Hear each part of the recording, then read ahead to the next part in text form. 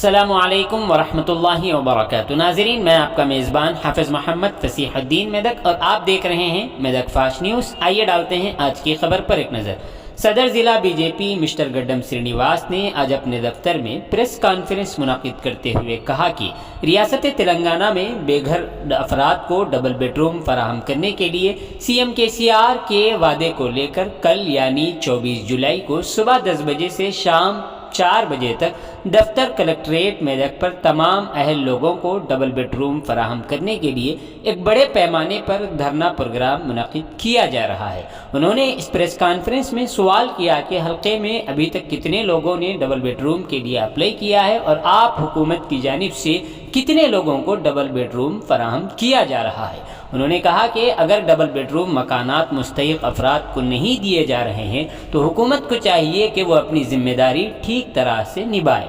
ऐसे वक्त में जब प्रधानमंत्री आवास योजना स्कीम के तहत मुल्क में करोड़ों घर बनाए जा रहे हैं।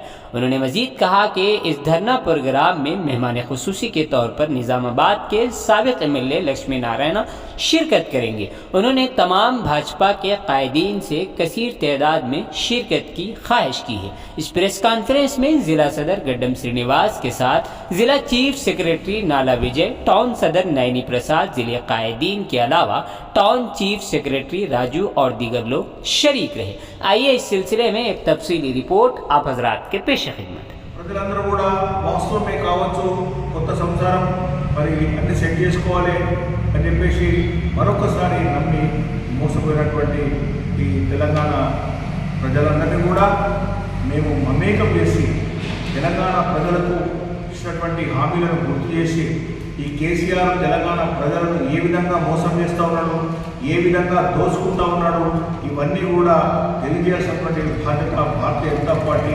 నిజస్కంధాల మీద చేసుకోవడం.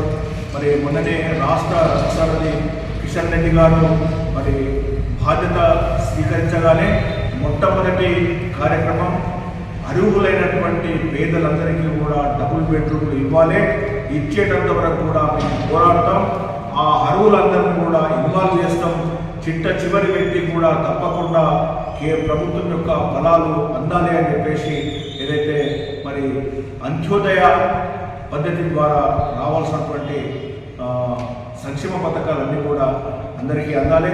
మొట్టమొదట రేపు 29వ తారీఖు ఉదయం 11 గంటల నుంచి సాయంత్రం 4 గంటల వరకు ఈ కలెక్టర్ ఆఫీస్ ముందు ధర్నా ఉంటుంది. ఈ ధర్నాను విజయవంతం చేసి ఇక్కడ స్థానికంగా ఈ జిల్లాలో ప్రాతినిధ్యం వహిస్తున్నటువంటి 2 ఎమ్మెల్యేలను కూడా మేము హెచ్చరించబోతా ఉన్నాం. ఈ లబ్ధిదారులందరి చేత త్వరలో వాళ్ళకు గుణపాఠం చెప్పించబోతా ఉన్నాం.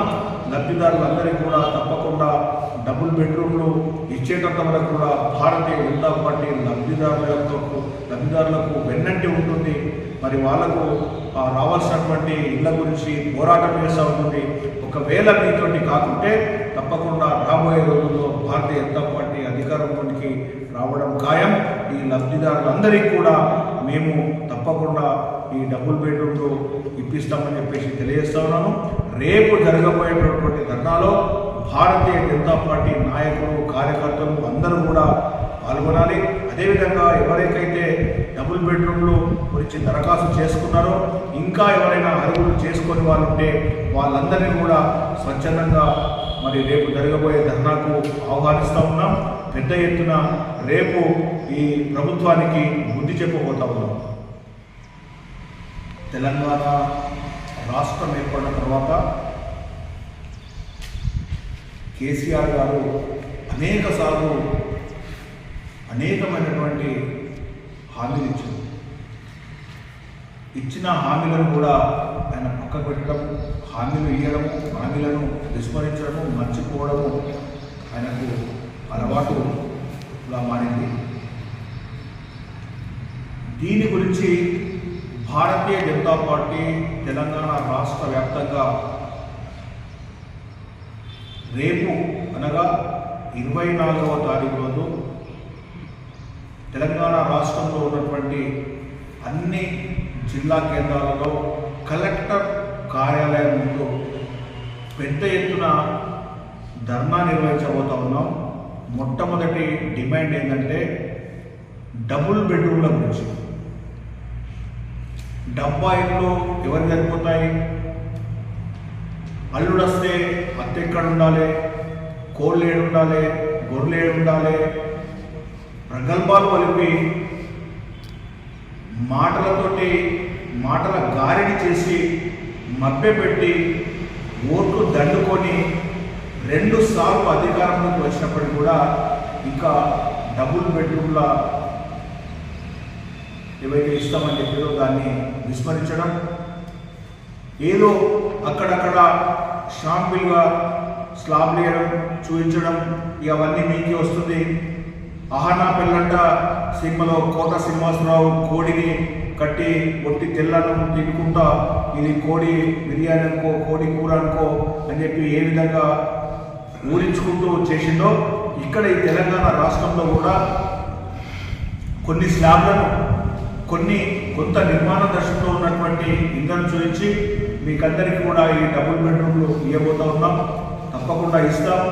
మరి మొట్టమొదటి 2014లో అధికారంలోకి రాగానే కొత్త సంసారం ఇవన్నీ సెట్ చేసుకోవాలి, కొంచెం టైం పడుతుంది అని చెప్పేసి మాట్లాడి మరొకసారి ప్రజలను మోసం చేసి 5 సంవత్సరాలు పరిపాలించమని ఓటేసి అధికారంలోకి తీసుకొస్తే సంవత్సరం ముందే ఆయన ప్రభుత్వాన్ని రద్దు చేయడం,